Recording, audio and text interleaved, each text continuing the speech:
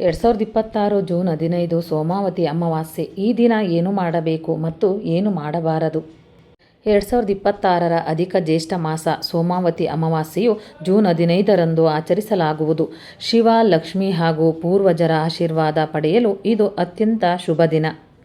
ಈ ದಿನ ಪವಿತ್ರ ಸ್ನಾನ, ಪಿತೃತರ್ಪಣ, ಶಿವಪೂಜೆ, ದಾನ ಮಾಡುವುದರಿಂದ ಅನಂತ ಪುಣ್ಯ ಲಭಿಸುತ್ತದೆ. ಆರ್ಥಿಕ ಸಮಸ್ಯೆ ನಿವಾರಣೆಗೆ ವಿಶೇಷ ಪರಿಹಾರಗಳಿದ್ದು, ಈ ದಿನದ ಮಹತ್ವ ಹಾಗೂ ಪೂಜಾ ವಿಧಾನವನ್ನು ಇಲ್ಲಿ ತಿಳಿಯಿರಿ. ಹಿಂದೂ ಧರ್ಮದಲ್ಲಿ ಅಮಾವಾಸ್ಯೆಯ ದಿನವು ವಿಶೇಷ ಆಧ್ಯಾತ್ಮಿಕ ಮಹತ್ವವನ್ನು ಹೊಂದಿದೆ. ವಿಶೇಷವಾಗಿ ಸೋಮವಾರದಂದು ಬರುವ ಅಮಾವಾಸ್ಯೆಯನ್ನು ಸೋಮಾವತಿ ಅಮಾವಾಸ್ಯೆ ಎಂದು ಕರೆಯಲಾಗುತ್ತದೆ. ಈ ದಿನವನ್ನು ಶಿವ, ಲಕ್ಷ್ಮೀದೇವಿ ಹಾಗೂ ಪೂರ್ವಜರ ವಿಶೇಷ ಆಶೀರ್ವಾದ ಪಡೆಯಲು ಅತ್ಯಂತ ಶುಭವೆಂದು ಪರಿಗಣಿಸಲಾಗಿದೆ. ಅದರಲ್ಲೂ 2026ರ ಅಧಿಕ ಜ್ಯೇಷ್ಠ ಮಾಸದಲ್ಲಿ ಬರುವ ಈ ಸೋಮಾವತಿ ಅಮಾವಾಸ್ಯೆಯು ಜ್ಯೋತಿಷ್ಯ ಶಾಸ್ತ್ರದ ಪ್ರಕಾರ ಮತ್ತಷ್ಟು ಹೆಚ್ಚಿನ ಮಹತ್ವವನ್ನು ಪಡೆದುಕೊಂಡಿದೆ. ಜೂನ್ 14 ಅಥವಾ ಜೂನ್ 15 ಗೊಂದಲಕ್ಕೆ ಇಲ್ಲಿದೆ ಪರಿಹಾರ. ಕ್ಯಾಲೆಂಡರ್ ಪ್ರಕಾರ ಅಮಾವಾಸ್ಯೆಯ ತಿಥಿಯು ಜೂನ್ 14ರಂದು ಮಧ್ಯಾಹ್ನ 12:20ಕ್ಕೆ ಆರಂಭವಾಗಿ ಜೂನ್ 15, 2026ರಂದು ಬೆಳಗ್ಗೆ 8:24ಕ್ಕೆ ಮುಕ್ತಾಯವಾಗುತ್ತದೆ. ಶಾಸ್ತ್ರಗಳ ಪ್ರಕಾರ ಸೂರ್ಯೋದಯದ ಸಮಯದಲ್ಲಿ ಯಾವ ತಿಥಿ ಇರುತ್ತದೆಯೋ ಆ ದಿನವೇ ಹಬ್ಬ ಅಥವಾ ವ್ರತವನ್ನು ಆಚರಿಸಬೇಕು. ಆದ್ದರಿಂದ ಜೂನ್ 15ರ ಸೋಮವಾರದಂದು ಸೂರ್ಯೋದಯದ ಸಮಯದಲ್ಲಿ ಅಮಾವಾಸ್ಯೆ ಇರುವುದರಿಂದ ಜೂನ್ 15ರಂದೇ ಸೋಮಾವತಿ ಅಮಾವಾಸ್ಯೆಯನ್ನು ಆಚರಿಸಲಾಗುತ್ತದೆ. ತಿಥಿಯು ಬೆಳಗ್ಗೆ 8:24ರವರೆಗೆ ಮಾತ್ರ ಇರುವುದರಿಂದ ಆ ಸಮಯಕ್ಕೆ ಮುಂಚಿತವಾಗಿ ಪ್ರಮುಖ ಪೂಜೆಗಳು ಮತ್ತು ತರ್ಪಣಗಳನ್ನು ಪೂರ್ಣಗೊಳಿಸುವುದು ಸೂಕ್ತ. ಈ ದಿನದ ವಿಶೇಷತೆ ಮತ್ತು ಮಹತ್ವ. ಸೋಮಾವತಿ ಅಮಾವಾಸ್ಯೆಯಂದು ಮಾಡುವ ಧಾರ್ಮಿಕ ಕಾರ್ಯಗಳಿಗೆ 1000 ಪಟ್ಟು ಹೆಚ್ಚಿನ ಫಲ ಸಿಗುತ್ತದೆ ಎಂಬ ನಂಬಿಕೆ ಇದೆ. ಈ ದಿನದಂದು ಶಿವನ ಆರಾಧನೆ ಮಾಡುವುದರಿಂದ ಕೋಟಿ ಯಜ್ಞಗಳ ಪುಣ್ಯ ಲಭಿಸುತ್ತದೆ. ಅಲ್ಲದೆ ಪಿತೃತರ್ಪಣ ಮಾಡುವುದರಿಂದ ಪಿತೃದೋಷಗಳು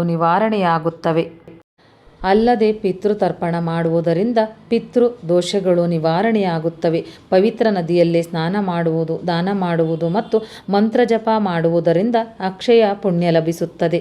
ಇದು ಅಧಿಕ ಮಾಸದಲ್ಲಿ ಬಂದಿರುವುದರಿಂದ ಈ ದಿನ ಮಾಡುವ ಪ್ರತಿಯೊಂದು ಸತ್ಕರ್ಮವು ಶಾಶ್ವತ ಫಲಿತಾಂಶಗಳನ್ನು ನೀಡುತ್ತದೆ ಎಂದು ಶಾಸ್ತ್ರಗಳು ಹೇಳುತ್ತವೆ. ಶುಭ ಮುಹೂರ್ತಗಳು ಮತ್ತು ಪೂಜಾ ವಿಧಾನ. ಈ ಪವಿತ್ರ ದಿನದಂದು ಪೂಜಾ ಕಾರ್ಯಗಳನ್ನು ನೆರವೇರಿಸಲು ಜ್ಯೋತಿಷ್ಯ ಶಾಸ್ತ್ರವು ಕೆಲವು ನಿರ್ದಿಷ್ಟ ಶುಭ ಸಮಯಗಳನ್ನು ಸೂಚಿಸಿದೆ.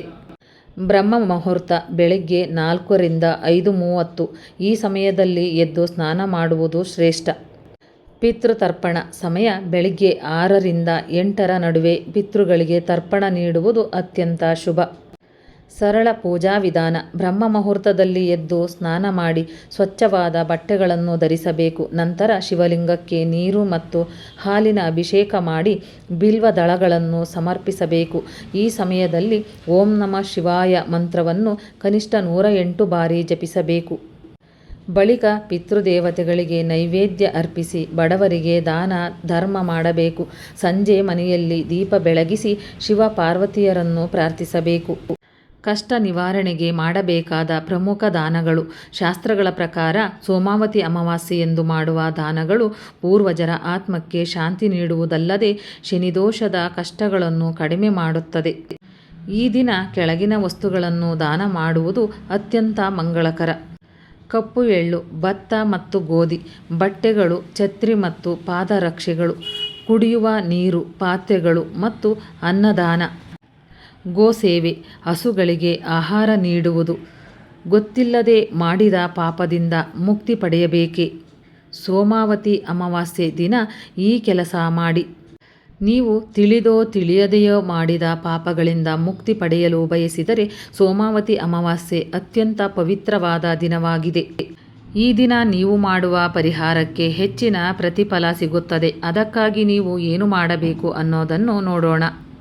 ನೀವು ತಿಳಿದೋ ತಿಳಿಯದೋ ಮಾಡಿದ ಪಾಪಗಳಿಂದ ಮುಕ್ತಿ ಪಡೆಯಲು ಬಯಸಿದರೆ ಸೋಮಾವತಿ ಅಮಾವಾಸ್ಯೆ ಅತ್ಯಂತ ಪವಿತ್ರವಾದ ದಿನವಾಗಿದೆ. ಈ ದಿನ ನೀವು ಮಾಡುವ ಪರಿಹಾರಕ್ಕೆ ಹೆಚ್ಚಿನ ಪ್ರತಿಫಲ ಸಿಗುತ್ತದೆ. ಅದಕ್ಕಾಗಿ ನೀವು ಏನು ಮಾಡಬೇಕು ಅನ್ನೋದನ್ನು ನೋಡೋಣ. ಹಿಂದೂ ಧರ್ಮಗ್ರಂಥಗಳು ಸಂತೋಷ ಮತ್ತು ನೆಮ್ಮದಿಯನ್ನು ಪಡೆಯಲು ವಿವಿಧ ಪರಿಹಾರಗಳ ಬಗ್ಗೆ ಮಾಹಿತಿ ನೀಡುತ್ತದೆ. ಇವುಗಳನ್ನು ಪಾಲಿಸುವುದರಿಂದ ಪ್ರತಿಫಲವು ದೊರೆಯುತ್ತದೆ. ಶಾಸ್ತ್ರಗಳ ಪ್ರಕಾರ ನಿರ್ದಿಷ್ಟ ದಿನಾಂಕಗಳಲ್ಲಿ ಈ ಆಚರಣೆಗಳನ್ನು ಮಾಡುವುದರಿಂದ ಅವುಗಳ ಪ್ರಯೋಜನಗಳು ಹೆಚ್ಚಾಗುತ್ತವೆ.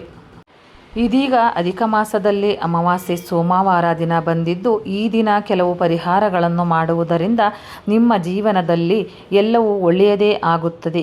ಈ ಅಮಾವಾಸ್ಯೆಯನ್ನು ಸೋಮಾವತಿ ಅಮಾವಾಸ್ಯೆ ಎನ್ನಲಾಗುತ್ತದೆ. ಈ ದಿನದಂದು ನಡೆಸುವ ಧಾರ್ಮಿಕ ಚಟುವಟಿಕೆಗಳು ಹಲವು ಪಟ್ಟು ಹೆಚ್ಚು ಪ್ರತಿಫಲವನ್ನು ನೀಡುತ್ತವೆ. ಗಂಗಾ ನದಿಯಲ್ಲಿ ಸ್ನಾನ ಮತ್ತು ಧ್ಯಾನ. ಗೋಮುಖದಲ್ಲಿ ಹುಟ್ಟಿ ಸುಂದರವಾದ ಪರ್ವತ ಮಾರ್ಗವನ್ನು ದಾಟಿದ ನಂತರ ಗಂಗಾ ನದಿಯು ಮೊದಲು ಪವಿತ್ರ ನಗರವಾದ ಹರಿದ್ವಾರದಲ್ಲಿ ಬಯಲು ಪ್ರದೇಶವನ್ನು ಪ್ರವೇಶಿಸುತ್ತದೆ. ಹರಿದ್ವಾರವು ಬ್ರಹ್ಮನ ತಪಸ್ಸಿನ ಸ್ಥಳ ಮತ್ತು ಬ್ರಹ್ಮಾಂಡದ ಸಾಗರದಿಂದ ಮೊಳಗಿದ ಅಮೃತದ ಹನಿಗಳು ಬೀಳುವ ಸ್ಥಳವಾದ್ದರಿಂದ ಈ ನದಿಗೆ ಅತ್ಯುನ್ನತ ಮಹತ್ವವಿದೆ. ಈ ಬಾರಿ ಅಧಿಕ ಮಾಸದ ಅಮಾವಾಸ್ಯೆಯೆಂದು ಅಂದರೆ ಸೋಮವಾರದಂದು ಬೀಳುವುದರಿಂದ ಆಧ್ಯಾತ್ಮಿಕ ಎನರ್ಜಿ ಎಲ್ಲೆಡೆ ಹೆಚ್ಚಾಗಿರುತ್ತದೆ. ಹಾಗಾಗಿ ಈ ದಿನದಂದು ಹರಿದ್ವಾರದಲ್ಲಿ ಸೂರ್ಯದೇವರಿಗೆ ಗಂಗಾಜಲ ಅರ್ಪಿಸುತ್ತಾ ಬೀಜ ಮಂತ್ರಗಳನ್ನು ಪಠಿಸಿ ಗಂಗೆಯಲ್ಲಿ ಸ್ನಾನ ಮಾಡಬೇಕು. ಬಳಿಕ ಜಪಮಾಲೆ ಹಿಡಿದು ಗಂಗೆಯ ಬೀಜ ಮಂತ್ರವನ್ನು ಪಠಿಸಬೇಕು. ಇದರಿಂದ ತಿಳಿದೋ ಅಥವಾ ತಿಳಿಯದೇ ಮಾಡಿದ ಎಲ್ಲ ಪಾಪಗಳು ಶುದ್ಧವಾಗುತ್ತವೆ. ಧರ್ಮಗ್ರಂಥಗಳಲ್ಲಿ ತಿಳಿಸಿರುವಂತೆ ಮಹತ್ವದ ದಿನಗಳಲ್ಲಿ, ಅದರಲ್ಲೂ ವಿಶೇಷವಾಗಿ ಸೋಮಾವತಿ ಅಮಾವಾಸ್ಯೆಯೆಂದು ದೇವತೆಗಳು ಮತ್ತು ದೇವಲೋಕದ ಜೀವಿಗಳು ಬ್ರಹ್ಮ ಮುಹೂರ್ತದಲ್ಲಿ ಹರಿದ್ವಾರದ ಹರ್ ಕಿ ಪೌರಿಯ ಬ್ರಹ್ಮಕುಂಡ ಪಾಟ್ನಲ್ಲಿ ಗಂಗಾ ನದಿಯಲ್ಲಿ ಸ್ನಾನ ಮಾಡುತ್ತಾರೆ ಎನ್ನುವ ನಂಬಿಕೆಯಿದೆ. ಇದರ ಪರಿಣಾಮವಾಗಿ ಇಲ್ಲಿನ ನೀರು ಅಮೃತವಾಗಿ ಪರಿವರ್ತನೆಯಾಗುತ್ತದೆ. ಹಾಗಾಗಿ ಈ ದಿನ ಹರಿದ್ವಾರದ ಗಂಗಾ ನದಿಯಲ್ಲಿ ಸ್ನಾನ ಮಾಡಿದರೆ ನಿಮ್ಮ ಎಲ್ಲ ಪಾಪಗಳು ಪರಿಹಾರವಾಗುತ್ತವೆ. ಸ್ನೇಹಿತರೆ, ಈ ಮಾಹಿತಿ ನಿಮಗೆ ಇಷ್ಟವಾಗಿದ್ದಲ್ಲಿ ಇನ್ನೂ ಹೆಚ್ಚಿನ ಮಾಹಿತಿಗಾಗಿ ಲೈಕ್ ಮಾಡಿ, ಶೇರ್ ಮಾಡಿ, ಚಾನಲ್ಗೆ ಸಬ್ಸ್ಕ್ರೈಬ್ ಮಾಡಿ. ಧನ್ಯವಾದಗಳು.